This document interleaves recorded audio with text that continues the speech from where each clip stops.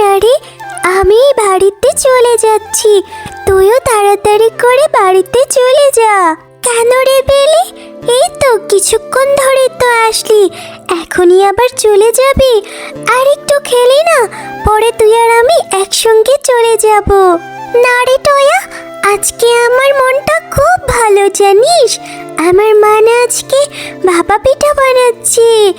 এই শীতের দিন ভাপা পিঠা খেতে অনেক মজা লাগে। হ্যাঁ রে বেলি, শীতের দিনে গরম গরম ভাপা পিঠা খাওয়ার মজাই আলাদা। তোর মা তোর জন্য ভাপা পিঠা বানাচ্ছে, ভালোই তো। তাহলে তুই মজা করে পিঠা খাবি, তাই না? হ্যাঁ রে জয়া, তা তোর মা তোকে কবে ভাপা পিঠা বানিয়ে খাওয়াবে বলতো? জানি না রে বেলি, বাড়িতে যে আমিও আমার মাকে বলবো আমাকে ভাপা পিঠে বানিয়ে দেওয়ার কথা। আচ্ছা টয়া, কেমন হয় তুই আমার সঙ্গে আমাদের বাড়িতে আয়, মাকে বলে আমি তোকে একটা ভাপা পিঠা খেতে দেব। সত্যি বলছিস বেলি? তাহলে তো খুব ভালো হয়, আমি কোনোদিন ভাপা পিঠা খাইনি। ভাপা পিঠার ঘ্রাণ খুব সুন্দর। আমি চিন্তা করেছি এবার মাকে বলবো ভাপা পিঠা করে দিতে। ঠিক আছে চল, তোর সঙ্গে তোদের বাড়িতে যেয়ে যদি একটা ভাপা পিঠা খেতে পারি তাহলে খুব ভালো লাগবে। হ্যাঁ রে টয়া, তাড়াতাড়ি চল। এখানে আসার আগে দেখেছি মা সবকিছু নিয়ে রান্নাঘরে যাচ্ছে, নিশ্চয়ই এখন বানানো হয়ে গিয়েছে। চল চল, আমরা মজা করে এখন পিঠা খাবো।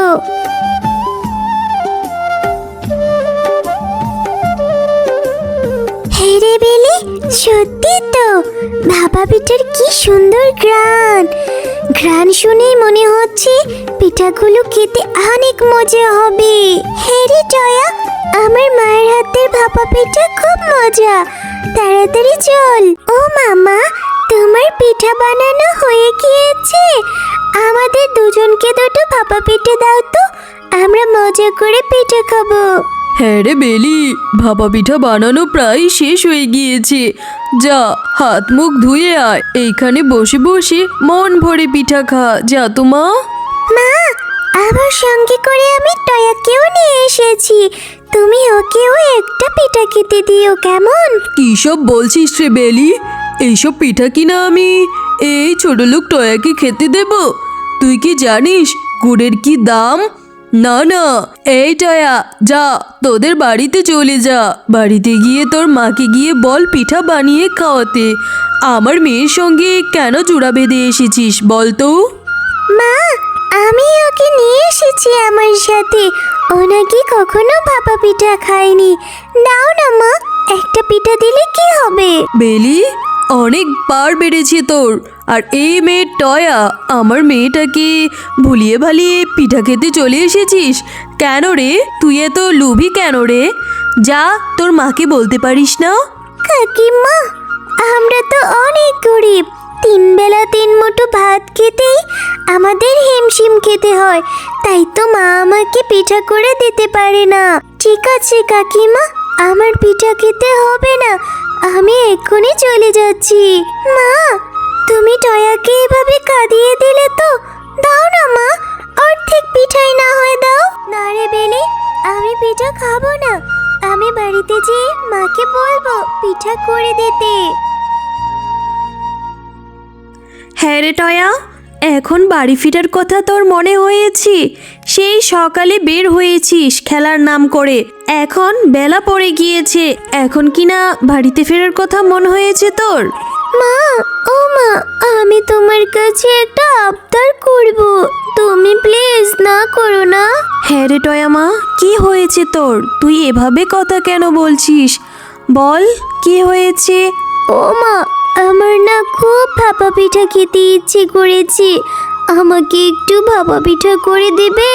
মা, বেলির মা না আজকে ভাপা পিঠে বানিয়েছে, বেলি আমাকে ওদের বাড়িতে নিয়ে গিয়েছিল পিঠা খাওয়ানোর জন্য। ওর মাকে বলেছিল আমাকে একটা পিঠা দিতে, কিন্তু ওর মা আমাকে তো পিঠা দিলই না, আরো অনেক কথা শুনিয়ে ওখান থেকে তাড়িয়ে দিল। মা, কি সব বলছিস রে মা? কেন গিয়েছিলে অন্যের বাড়িতে পিঠে খাওয়ার জন্য? কি দরকার? জানিসই তো আমরা গরিব, আর গরিব মানুষদের এই সমাজের মানুষরা খুব নিম্ন চোখে দেখে। কেন গিয়েছিলি ওদের বাড়িতে? ও মা, তুমি আমাকে একটু ভাপা পিঠে করে দাও না। একটা পিঠে বানিয়ে দাও মা, আমার যে খুব খেতে ইচ্ছে করেছে। আচ্ছা ঠিক আছে রে মা, কালকে সকালে বাঘিনী ভাবির বাড়িতে যাব কিছু টাকা ধার করতে। যদি কিছু টাকা দে তাহলে গুড়, চিনি, আটা, ময়দা কিনে নিয়ে এসে তোর জন্য কিছু পিঠা করে দেব, কেমন? আয় ঘরে আয়, ভাত খাবি।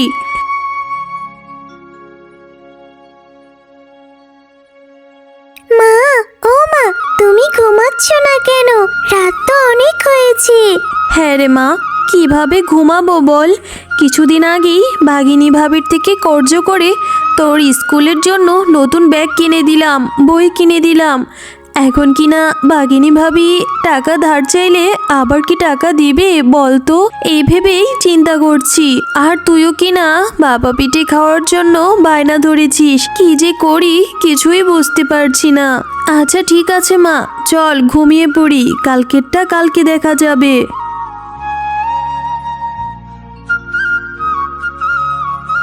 বাঘিনী ভাবি যে আমাকে কিছু টাকা ধার দিবেন? আমার মেয়েটা বাবা পিঠে খাওয়ার জন্য খুব বায়না ধরেছে। অল্প কিছু টাকা দিলেই আমার মেয়েটাকে বাজার থেকে গুড় চিনি চাল কিনে নিয়ে বাবা পিঠা করে দিতে পারবো। কি বললি শেফালি? কিছুদিন আগেই তো 1000 টাকা কর্জ দিলাম, এখন কি না আবার এসেছিস টাকা ধার চাইতে?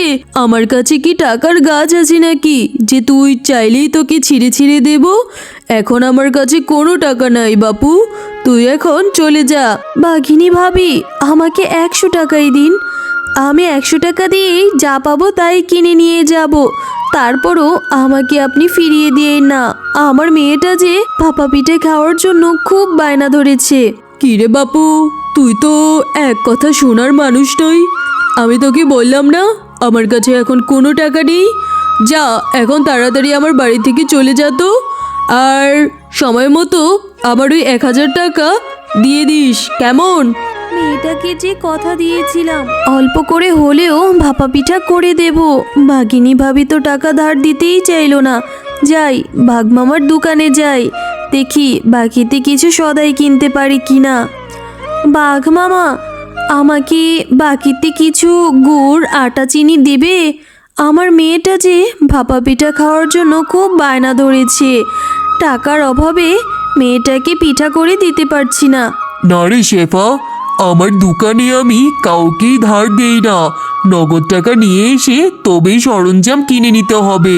বাঘ মামা, আমার হাতে যে এখন একটা টাকাও নেই, আপনি আমাকে বাকিতে কিছু সদাই দিন, আমি সময় মতো আপনাকে টাকাটা দিয়ে দেব। না রে শেফা, এইভাবে তুই আমার থেকে আগে অনেক সদাই বাকিতে নিয়েছিস আর অনেক ঘুরিয়ে ঘাড়িয়ে পরে টাকা দিয়েছিস। আমি তোর কাছে আর বাকিতে সদাই বিক্রি করতে পারবো না। এখন যা তো বাবু এখান থেকে, আমাকে নতুন কাস্টমার ধরতে দে।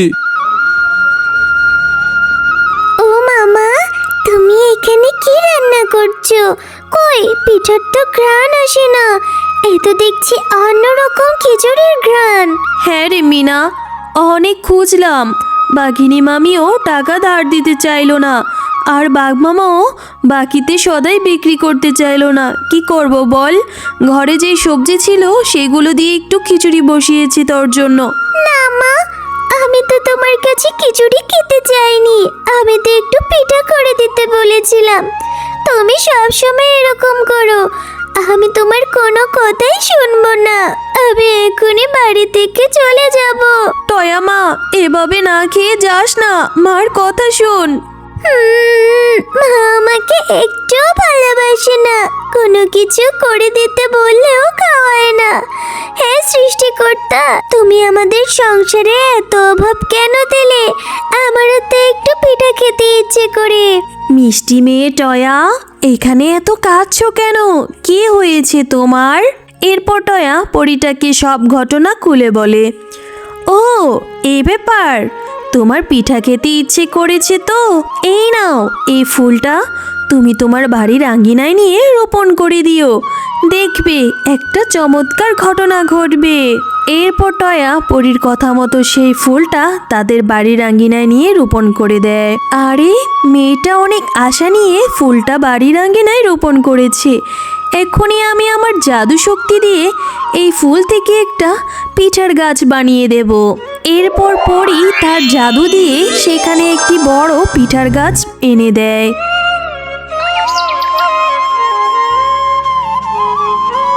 মা মা দেখেছো, কালকে সেই রোপণ করা ফুল থেকে কত বড় একটা পিঠের গাছ হয়েছে। হ্যাঁ রে টয়া, এইসব কি? কিছুই তো আমার মাথায় ঢুকছে না।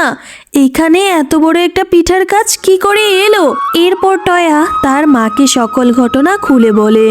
সব শুনে তার মা বলে, সত্যি বলছিস টয়া? তাহলে তো খুব ভালো হয়েছে রে। এই গাছ থেকে এত পিঠা তো আর তুই খেতে পারবি না, এখান থেকে কিছু করে পিঠে নিয়ে বাজারেও বিক্রি করতে পারবো। এরপর সে এখান থেকে পিঠা পেড়ে বাজারে বিক্রি করতে নিয়ে যায়, আর তার পিঠা এত সুস্বাদু থাকার কারণে খুব সহজেই বাজারে বিক্রি হয়ে যায়। আর এভাবে তাদের সংসারের অভাবও দূর হয়ে যায়। হ্যালো বন্ধুরা, গল্পটি ভালো লেগে থাকলে চ্যানেলটি সাবস্ক্রাইব করে দিবেন এবং পাশে থাকা বেল আইকনটিতে প্রেস করে আমাদের পাশেই থাকবেন। ধন্যবাদ।